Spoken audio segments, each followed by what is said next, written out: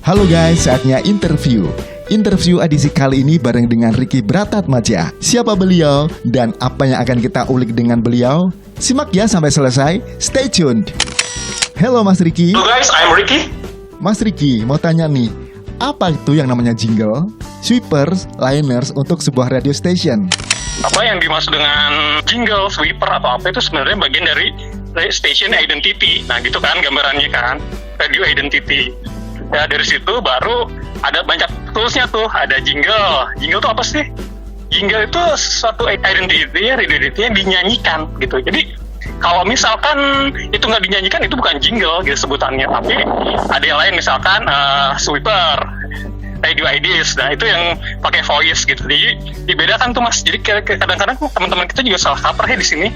Wah nyebutnya itu jingle. Oh bukan, itu bukan jingle karena itu nggak dinyanyikan, nggak dinyanyikan. Kayak apa, misalnya PTPN Radio, nah itu kan dinyanyikan. Tapi kalau PTPN Radio, nyebutin itu bukan gitu. Itu sweeper atau promo lah, segala macam. Fungsi kita macam-macam tuh di breakdown ya. Ini masalah terminologi aja sebenarnya. Gitu. Nah, terus kalau misalkan fungsinya apa sih utamanya? Yaitu identitas. Jadi secara audio persepsi identitasnya PTPN kayak gimana sih? Nah, itu muncul tuh. Musiknya harus kelihatan keren, cool gitu kan, anak muda banget, musiknya ngepop. Nah itu kan dimunculkan terus menggambarkan PTPN kepada audiensnya gitu. Nah itu di station identity-nya muncul tuh. Baru setelah identitas muncul, menciptakan image, persepsi bahwa radionya nomor 1 lah, nomor apalah segala macam gitu kan, diasumsikannya mau kayak gimana tuh PTPN tuh gitu kan. Baru setelah itu jadi audio brand. Jadi misalkan itu, oh ini jingle itu identik dengan, kalau dengar jingle itu adalah PTPN, nah gitu. Jadi kan PTPN Radio misalkan kayak gitu. Oh itu audio brandnya si PTPN gitu. Sebenarnya pengembangannya ke arah sana gitu. Nanti ada tools lainnya tuh yang membuat jadi lebih ke fungsional gitu kan. Misalkan ada yang namanya program IDs. Jadi khusus bukan hanya station tapi adalah misalnya untuk morning show jingle-nya gitu kan, khusus untuk program morning show.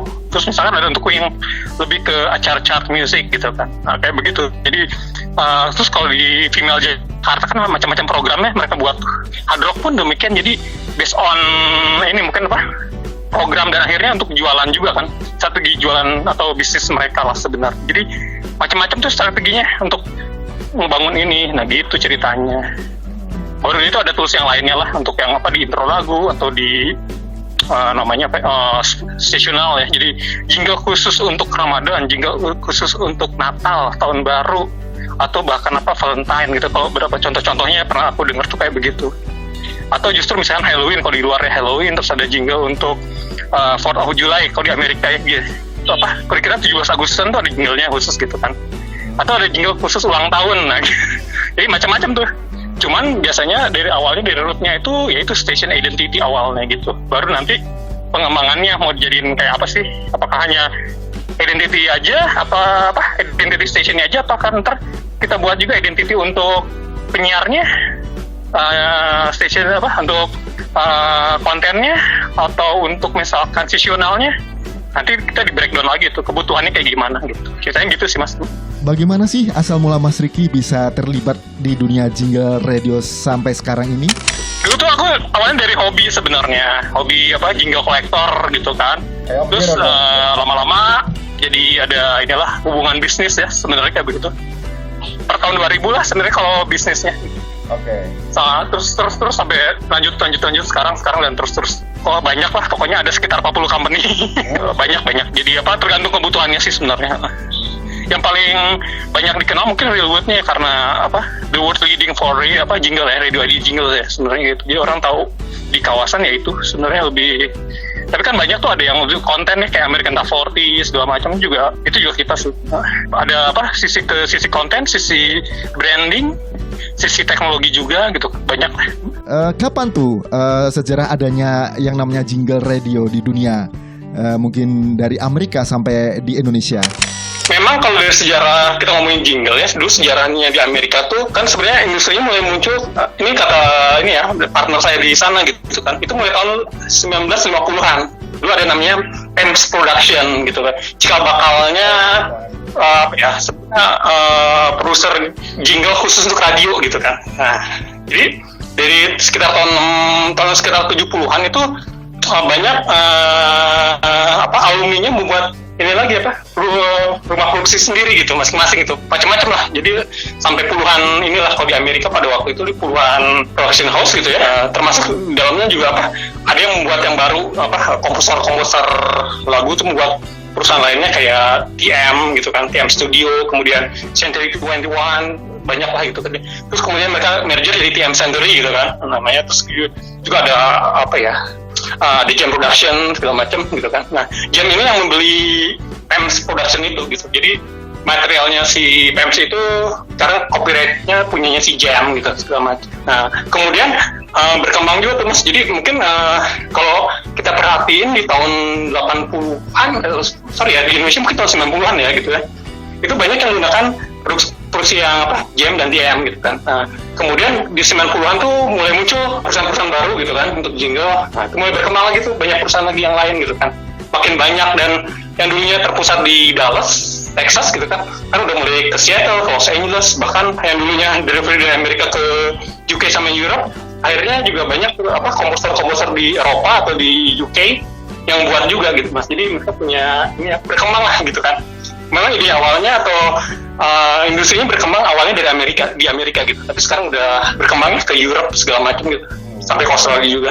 Di tahun 90-an itu tren mulai banyak radio-radio di Indonesia yang mulai menggunakan produksi jingle yang dari luar ya, dari Amerika. Jadi kenapa mereka milih produser jingle yang ada di sana gitu? Selain memang udah mulai dipasarkan ke seluruh dunia secara internasional gitu ya dari Amerika gitu, memang secara investasi jauh lebih murah dibandingkan pada waktu itu ya kita.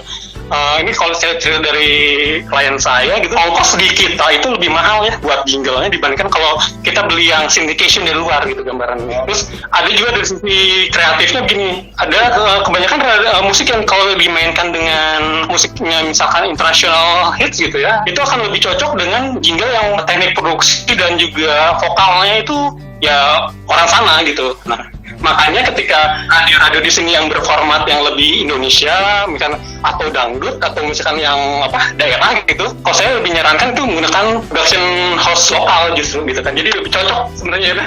Kalau dangdut kan cowok-cowoknya tuh orang sini yang bisa lebih pas lah gitu kan. Cara pengucapannya juga orang sini yang lebih pas gitu kan. Tapi kalau misalkan lebih banyak yang pakai musik barat atau international hit, saya lebih menyarankan ya pakai produksi mereka aja, karena mereka udah pengalamannya, industrinya udah lebih lama yang di luar, jadi sesuai kebutuhan aja sebenarnya. Oke. Untuk pemilihan jingle untuk radio station sendiri itu apakah harus disesuaikan dengan format radio tersebut atau bagaimana Mas Riki? Jadi sebenarnya gini, kalau mengacu ke industri radio ya, yang kan kita kan kiblat ke Amerika sama ke Eropa tuh. Jadi sebenarnya pengembangan radio saat ini tuh driven by format ya gitu kan. Jadi kalau kita dengerin radio itu dengerin stationnya kan gitu kan. Saya dengerin PTPN, saya dengerin Prambors, saya dengerin Hard Rock gitu kan. Jadi kita nggak nyebut dengerin acara morning show-nya gitu kan. Lalu kita dengerin talentnya yang mana gitu. Beda dengan TV kan yang drive by program ya. Jadi gue mau nonton Sule gitu di Trans gitu, atau gue mau nonton Mancing Mania atau nonton apa lah gitu ya, bola gitu kan di RCTI atau apa. Nah, jadi sebenarnya ke by station. Nah, itu sebenarnya kan dari sejarahnya juga asalnya kan variety ya. Kalau radio zaman baheula gitu, zaman dulu katanya sih masih sama ya variety. Jadi jam pagi itu jam anak-anak, jam siang udah mulai jam dewasa, terus siangnya lagi jam ibu-ibu gitu kan. Nah, TV kan ketika ada TV tuh format kayak begitu komposisi siaran kayak gitu yang dipakai sama TV ya. Si radio akhirnya nggak bisa tuh ngelawan TV gitu kan. Akhirnya dibuatlah format ya, jadi based on format ya. Jadi siaran dari awal pagi bisa sampai malam atau 24 jam tuh yang di target marketnya yaitu sama semua. Jadi setiap selama 24 jam tuh target pendengarnya khusus gitu kan, misalkan yang anak muda aja gitu kan, atau yang lebih dewasa. Terus dari situ yang penikmat musiknya yang kayak gimana sih, suka lebih ke pop atau lebih ke jazz atau ke rock atau ke misalkan siaran berita atau news talk gitu ya. Nah itu ke arah sana sebenarnya. Nah, kalau si fungsi jinglenya sendiri sebenarnya gini, memang udah di kalau menurut yang dari Amerika segala macam based on format ini gitu. Jadi kita ada macam-macam tuh, mulai dari formatnya CHR, AC, country, rock, R&B gitu kan, urban gitu ya, news talk gitu kan, sampai format-format yang spesifik lainnya. Nah, itu sebenarnya nanti kalau menurut pengalaman aku sih lebih ke kebutuhannya akhirnya, Mas. Jadi bukan ngikutin formatnya juga ya. Kadang-kadang kalau kita tuh mungkin bisa milih dari beberapa format gitu ya, karena sesuai dengan kebutuhan sound di sini gitu, radionya gitu.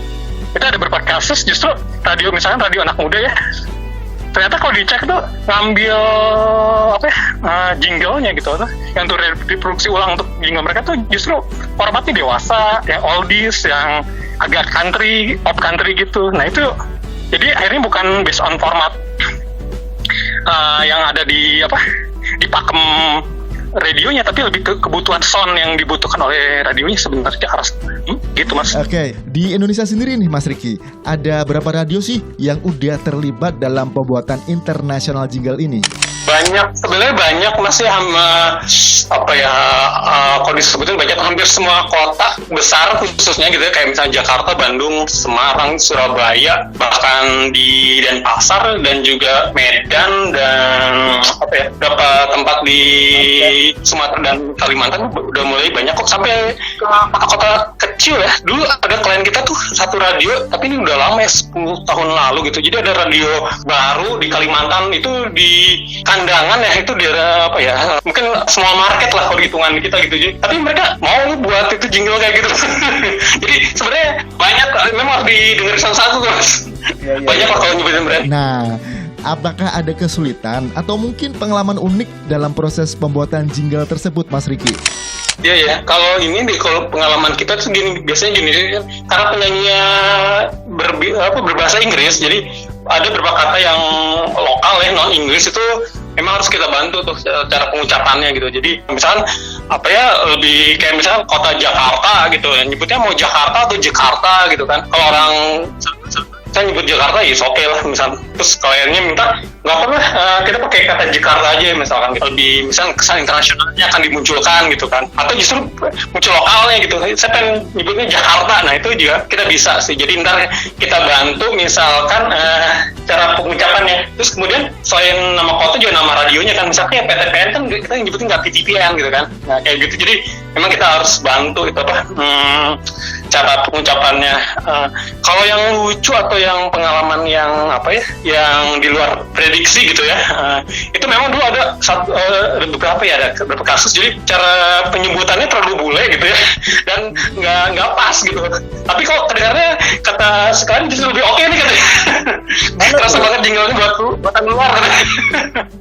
Ya udah, akhirnya mereka pakai itu, padahal masih bisa direvisi ya, sebenarnya mau disesuaikan itu ya nggak apa-apa. Tapi ada kebutuhan yang lain justru muncul gitu. Iya, sebenarnya kalau pengalaman kayak gitu tuh ini, jadi ada sisi lain yang sebelumnya kita anggap wah ini kayaknya kurang pas gitu ya, misalkan cara pengucapannya, tapi memang di sisi klien mereka bilang wah ini lebih bagus, itu nggak usah dirubah-rubah lagi gitu. Dulu di Bandung ada jinglenya K-Light gitu ya, kita tuh nyebutnya itu Bandung gitu, bukan Bandung, Bandung gitu. Wah udah itu aja bisa ganti. Bandung inspiring sound gitu kan, mereka kan harusnya Bandung inspiring sound gitu kan. Oke, gini nih, kalau mungkin ada yang minat atau tertarik untuk order membuat jingle internasional dari Mas Ricky, gimana caranya? Silahkan kontak aja saya, nanti alamatnya atau emailnya ada di deskripsi ya. Oke, Mas Ricky, terima kasih waktunya, terima kasih infonya, semoga bermanfaat. Bye, assalamualaikum. Oke, waalaikumsalam Mas, thank you Mas, bye. Interview.